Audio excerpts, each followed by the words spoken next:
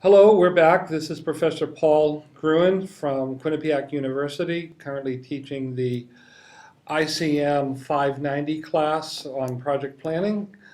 And I'm here with Lynn Van Sweden from Yale University. She's a certified PMP, co-worker and a friend, and we've been pulling together a few videos on various aspects of project planning and project management.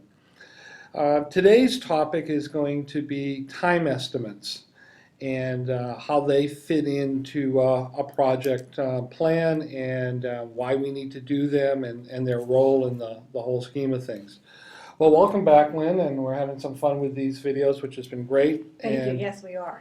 And the students seem to be enjoying them as well. Let's get right off to the key question. What is a time estimate? What are time estimates? And what do you see has the role of time estimates? Why do we need to do them in project planning? So time estimates can, I think, be looked at two different ways. You can look at them from a resource planning perspective, and you can also look at them from an activities planning perspective, going back to the WBS topic we discussed. So so resources versus activity. It sounds like you've got two different paths here. What are those paths and how do you see it? Let's talk about, what do you mean by activity? So when we talked about the WBS structure, we talked about the activities that require to either get to a deliverable or to a milestone. And so one of the things you need to do is put some time estimate around each one of those activities. And it can be through history, I think we talked about, or discussing it with the person who actually has to do the work. Right? So that kind of gives you an idea time-wise how long each activity might take, which is different than duration. And different than resources. And different than resources. Okay, so let's just expand your activity thought for a second. So earlier we were putting together the work breakdown structure, which was this, not milestones, which are very high level and points of accomplishment, even could be points of celebration and reflection, but work breakdown structure was really the list of groups of things we needed to do. Need to paint the room without having all the task of buy the paint, open the can, stir the pan, buy the paintbrush, but we're going to paint a room. It sounds like there's a we did our work breakdown structure first. Now what we've got is this list of things that we want to do. We've got to figure out how long each one of those tasks might take us. Absolutely. So that's what we mean by the activity. Yes. Okay, so now we've got this list of tasks and a good guesstimate, and how do we get that guesstimate? That's one of the things I hate especially when projects I don't know. How do you go about just determining? What are some different tools and techniques we might use to determine how long something might take? So some of the things I look at are, has this type of project been done before? Have I done it before? Has the organization or company done it before? Also, you can talk to the person who's actually going to do the work, because they may have some idea of how long it's going to take them to do that. Right, so what's interesting there, I get a little tongue-in-cheek and a little rebellious when I say, I'm going to tell you it's going to take 12 weeks, and you're going to then cut it down to 3 or 4, but Absolutely. It ends up taking 12 weeks. So now that we've got our work breakdown structure and those areas of work that we need to do, I remember you even said one thing to do is even Google time estimates. Yes. Is that maybe some of those tasks can be found on Google and doing some research. And being a car guy, whenever you take a car to the shop, they actually have a book on how long something should take. So if I wanted a brake job or change a fan belt or something like that, they actually look it up in a book. So a lot of industries will have a set guideline and standards for how long something should take as well. So those are some other tools I know that we could use. Absolutely. I actually teach a PM 101 class, and one of the things we worked on was Googling and finding some of this information. And on IT specific type projects, we were very successful in finding pre-made WBS activities, milestones with times and durations. I even saw, if you do a Google on website development, there are actually some calculators that the number of pages, the type of if you're using a CMS system and stuff like that, that you can determine with that as a guideline as well. So now that we've got our work breakdown, we know how long something will take, we've got our estimates of time. The other area now is resources. What do you mean by time estimate and how it applies to resources?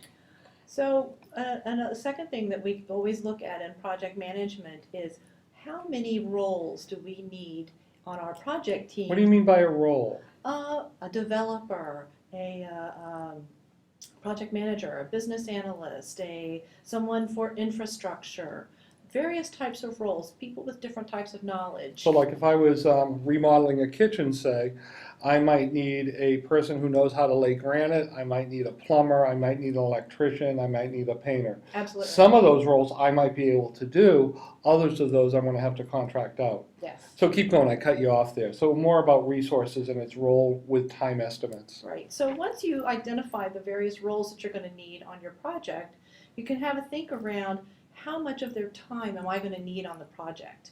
And sometimes it's 20%, sometimes it's 3%, sometimes it's 50 or 60%. So when you do that into a spreadsheet, you can then automate based on the number of work hours. Sometimes it's 37 and a half, sometimes it's 40. Put that into a formula in the spreadsheet, and the hours will flow through based on the percentage that you're playing with. Right, and I know the context in which you're talking about, because at Yale we work 37 and a half hours a week. Well, that's what we're told we have to. We end up always working more. Yeah. But what happens is these resources aren't necessarily always under your control, are they? Oh, no. So that's why these time estimates and this resource planning is really important.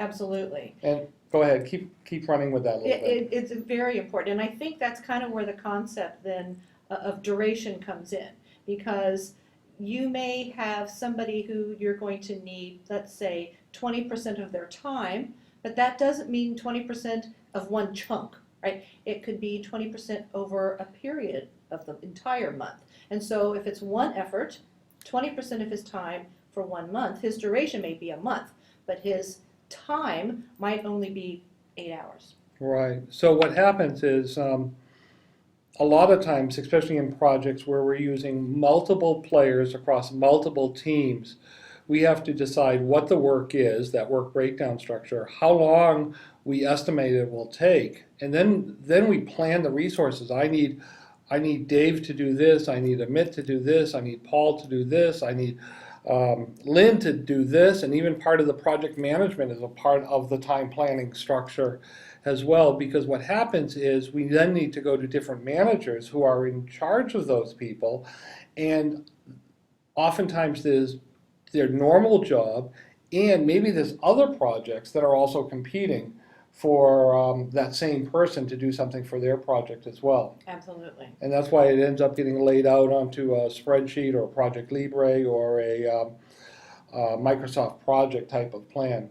Yes. And I made the comment earlier in another video that sometimes there is this impact of duration, how long it will take. And sometimes it just takes 9 months to have a baby, and there's nothing you can do with it to change that amount of time. And that maybe you don't need to see the doctor every single day of 9 months. Maybe you don't need to do all various things every day of 9 months. But over the period of time, with many resources being a part of it, then the project gets completed.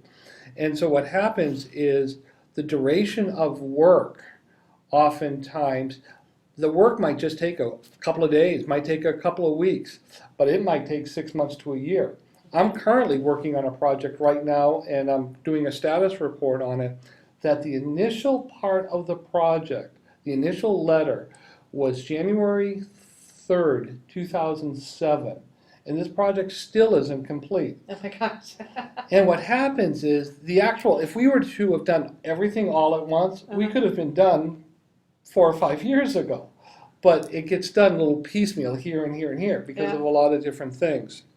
One of the things so now let's assume we know our work breakdown, we've got our time estimates, we've got our resources and planned, and everybody's scheduled out. We know from beginning to end what's going to happen. Now, in our class earlier and in some other readings we've done, we've talked about this thing called unplanned events.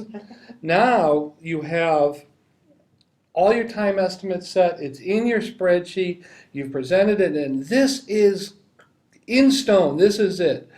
Unplanned events show themselves up in the project. Now what happens to your time estimate? You run out the door screaming. No. Yeah, unplanned events are going to happen. I don't think I've ever worked on a project where they didn't. And they can have different impacts on the project. They can blow the project schedule out of the water. It can also blow your time estimates, your resource planning, all of it completely out of the water. Cost. But sometimes if there's no predecessor or successor that the unplanned event is attached to, then it's kind of on its own. It can be working or occurring at the same time other events are occurring within the project, so it has no impact. Right, so sometimes an unplanned event isn't going to have a direct thing, and you just deal with it. Maybe it's additional resources, something, but it's not holding back any of the other work. No, it may include maybe a couple of additional hours of effort, which could potentially impact your cost. But other than that, it doesn't necessarily have to impact your schedule. Well, I keep always hoping to hit the lottery and that I could really mess up some project time events there, and that, you know, if I hit the lottery, whatever project plan I'm on, I'm not worried about it anymore. As long as it's not one of mine. That's right. Great. As we talk about time estimates and things like that, is there any other closing thoughts as we wrap this up? You know, at the end of the day, I think a good sanity check is to look at your time estimates on your resources, look at your time estimates on your activities, and see, are they close? Because if they're not close, you might want to go back, especially if your resource estimates are lower in hours than your time activities. You may not have estimated enough time on your resources.